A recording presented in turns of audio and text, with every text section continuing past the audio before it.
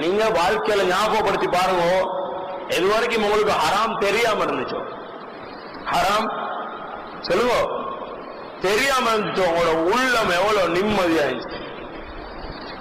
என்றைக்கு ஹராத்தை தெரிஞ்சு கொண்டோம் அன்றைக்கு போறோம் எவ்வளவு நிம்மதி இல்லாம போச்சு. நானும் தான் எந்த விஷயத்தான் நான் சொல்றேன். புள்ளைய ஹராத்தை தெரியாம வளர்த்தருங்கோ, ஹராத்தை காட்டவானாம். அல்லாஹ்க்காக வேண்டி சொல்றேன், உங்களோட புள்ள யாரோட சேர்றன்னு பாருங்க, சேர்றவன் மாதிரி ஆகிடுவான்.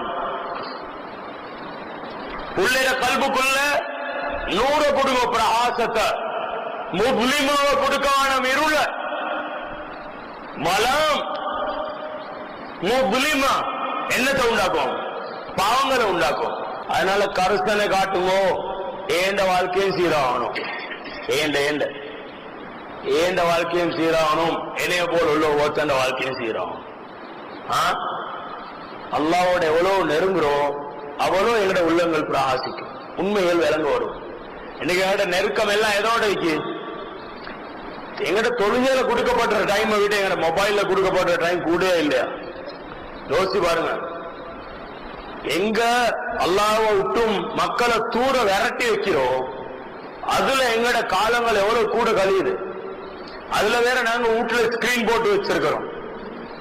எங்களோட பராக்குகளுக்கு தொங்கலே இல்லை. எங்களுக்கு கைவார் அடிக்கிற இன்ட்ரெஸ்ட், விளையாடுற இன்ட்ரெஸ்ட், எதுல எல்லாம் பராக்கு உண்டாகுமோ இன்ட்ரெஸ்ட். எங்க அல்லாஹ் மறக்கடிக்கப்படுவானோ, எங்க அல்லாஹ் மறக்கடிக்கப்படுவானோ அப்படியான விளையாட்டு விளையாடுறது கூடாது, ஹராம். وعباد الرحمن الذين يمشون على الأرض هونا وإذا خاطبهم الجاهلون قالوا سلاما والذين يبيتون لربهم سجدا وقياما. அல்லாஹ் தஆலா அல்லாஹ்வுடைய நல்லடியார்களை பத்தி பேசக்கொள்ள அவங்க எப்படிப்பட்டவங்கடா? அல்லாஹ்வுடைய அந்த நல்லடியார்கள் பூமியில நடந்தா மிருதுவா நடப்பாங்க, கௌரவமா நடப்பாங்க. யாராவது மடையர்கள் தர்க்கத்துக்கு வந்தா சலாம் என்று ஒடுங்குவாங்க.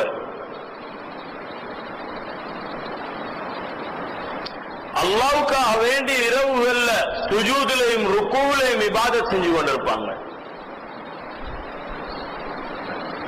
والذين إذا أنفقوا لم يسرفوا ولم يقتروا وكان بين ذلك قواما. செலவழிச்சாங்கண்டா இஸ்ராப் செய்யவும் மாட்டாங்க, வீண் விரயம், கஞ்சத்தனம் படவும் மாட்டாங்க, ரெண்டுக்கும் இடையில போவாங்க. இதெல்லாம் அல்லாஹ்வுடைய நல்லடியார்களோட தன்மை. وَإِذَا مَرُّوا بِاللَّغْوِ مَرُّوا كِرَامًا.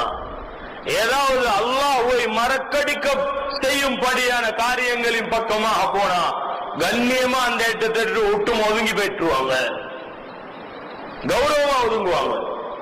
இந்த காலம் அதை விட ஒரு படி மேலால. நபி அலைஹிஸ் ஸலாம் சொன்னாங்க, இதா ராய்த ஷுஹன் முதான். கஞ்சத்தனத்துக்கு மக்கள் வழிபட ஆரம்பிப்பாங்கடா. வஹவன் முத்தபான், தண்ட மனோ இச்சை பின்பற்ற ஆரம்பிப்பாங்கடா. வதுன்யா முஸரன், துன்யா மக்கள்ல பிரதிபலிக்க ஆரம்பிக்குமாயிருந்தா.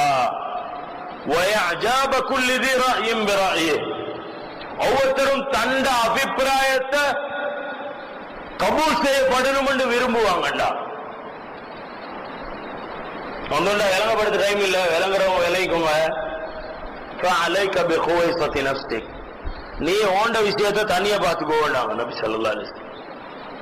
வதா அம்ரல் அவாம், பொதுமக்களை பார்த்து நீங்க பொதுமக்களால பிரதிபலிப்பு அடைஞ்சிடவானாம், அதை விட்டுருங்க வேண்டாங்க ஸல்லல்லாஹு அலைஹி வஸல்லம். அதனால மேலான சகோதரர்களே பெரியவர்களே, இது அவ்வளவு பயங்கரமான காலம். இன்னொரு ஹதீஸ்ல சொன்னாங்க நபி அலைஹிஸ் ஸலாம், பாதிரு பில் அமாலி ஸபஅன், 7 விஷயங்கள் வாரதுக்கு முன்னால நன்மைகள்ல முந்திக்கோங்க வேண்டாம். முதலாவது சொன்னாங்க, ஹல் தன்தஸிரூன இல்லா ஃபக்ரம் முன்சியன், மறதியை உண்டாக்கும் ஏழ்மை உண்டாகும். வகினன் முத்கியன், அவ் கினன் முத்கியன், அல்லது அழிச்சாட்டியம் செய்யும் பணம் உண்டாகும். இந்த கிரைசிஸ்ல நாங்க பார்த்தோம், ஒரு கூட்டம் பெரிய பணக்காரன் ஆயிடுச்சு, இன்னொரு கூட்டம் பரம் மேலையாச்சு. இதைத்தான் நபேசன் சொல்றாங்க, அது தன் தவிரும் இல்ல ஃபக்ரம் முன்சியன் உயினம் முத்துகையன் அவ் மரதன் முஃப்திதன், அல்லது பசாதை ஏற்படுத்தும் நோய் உண்டாகும். அது என்னது பசாதை ஏற்படுத்துற நோய்? நோய் வந்தா பசாது உண்டாகுமா? கட்டாயம் உண்டாகும். நோய்க்கு வைத்தியம் செய்யற பேர்ல இன்னொரு நோய் உண்டாகும். நோய்க்கு வைத்தியம் செய்யற பேர்ல முழு குடும்பத்திலே சொத்து செல்வங்கள் அழியும். நோய்க்கு வைத்தியம் செய்யற பேர்ல சொல்லுவோம் பிச்சை வாங்குற நிலைமை உண்டாகும். பசாதா இல்லையா? என்னடா நோயை பத்தி தெரிகிற நிலைமை இல்லாம இருக்கு. அவங்கள்ட்ட முன்னுக்கே சொன்னேனே, மாடு வளர்த்த கூட்டம் ஸ்கூல் போச்சு, மாடு மேய்க்கிறத விட்டாங்க. வயல் இறங்குற கூட்டம் அங்க போனாங்க, வயல் இறங்குறத விட்டாங்க. மரமேற புள்ள அங்க போச்சு, மரமேற தொழில விட்டான். சொல்லுங்க, கூலி வேலை செய்யறவண்ட புள்ள அங்க போன கூலி வேலை விட்டான்.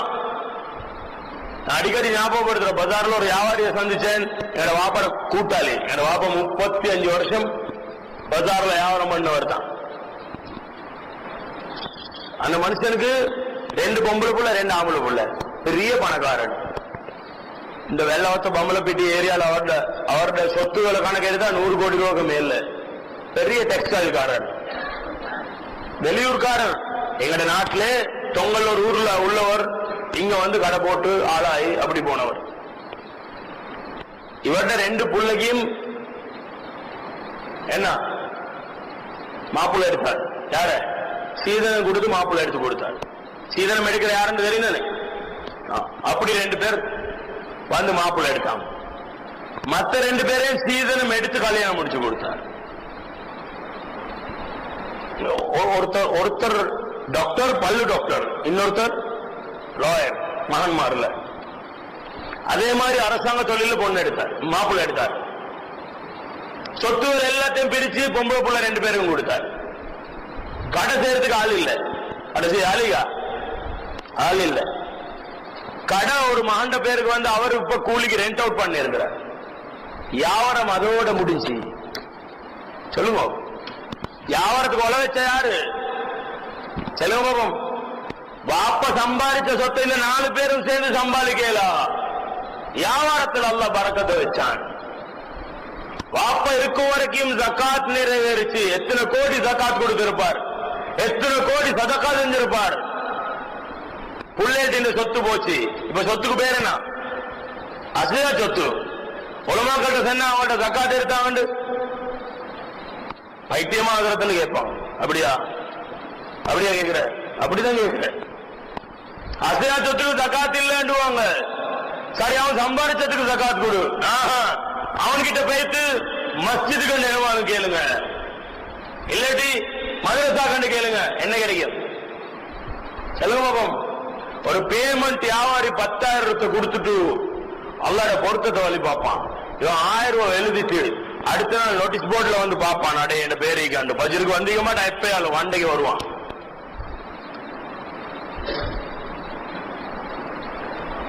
هل تنتظرون إلا فقرا منسيا أو غنى مطغيا أو مرضا مفسدا أو هرما مفندا, அல்லது வயசுக்கு முன்னால வயோதிபத்தை வழி பார்த்து கொள்ளுங்கள். இப்போ 20-30 வருஷத்துக்கு முன்னுக்கு போவோம். எங்க ஊர்களில் எத்தனை 75 வயசாளிகள் முன் சப்புல தொழுதாங்க. உண்மையை பேசுங்க பாப்போம். நான் கேட்கிற கேள்விக்கு உண்மையான பதில் சொல்லுங்க, கல்புல கைய வைங்க. நான் கேட்கிறேன் 70-75 வயசு அதுக்கு மேல உள்ள வயசாளிகள் எங்கட சப்புகள்ல கூன்புழுந்து நின்று கொண்டு தொழுகிறவங்களை நாங்க பார்த்தோம். பார்த்தா இல்லையா? மாமா? பழுத்த தாடியில தான் கேட்கணும். வேணா கருப்பு தாடிகளுக்கு வயசு எத்தனதே தெரியா. 20 வயசாயினா கண்டிக்க மாட்டார், இல்லைன்னுவார். இன்னும் 10-20 வருஷத்துக்கு போறோம் நாங்க இதை பேசினாலும் கணக்கெடுக்க மாட்டான், எனக்கு பைத்தியம் பண்ணுவான்.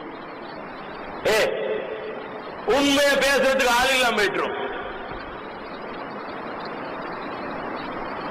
அவ்ஹாமன் முஃபன்னிதன், வயசுக்கு முன்னால வயோதிபர் ஆகுவார். அவ் மௌத்தன் முஜஹஸன், கொலை நடக்கும். கொலை மௌத் வரும், பின்னுக்காலாக ஒரு கொலையாய்க்கும், மக்களுக்கு தெரியாமைக்கும். டேப்லெட் ஒன்று கொடுத்திருப்பான், இன்ஜெக்ஷன் ஒன்று அடிச்சிருப்பான், மருந்தோட மாத்தி கொடுத்திருப்பான், கொலை செஞ்சிருப்பான், ஆனா யாருக்கும் தெரியாமைக்கும்.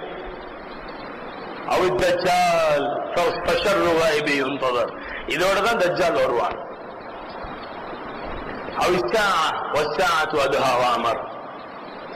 அல்லது கியாமத் வரும். அதனால மேலான சகோதரர்களே, பெரியவர்களே, ஜமான் பயங்கரமான ஜமான்.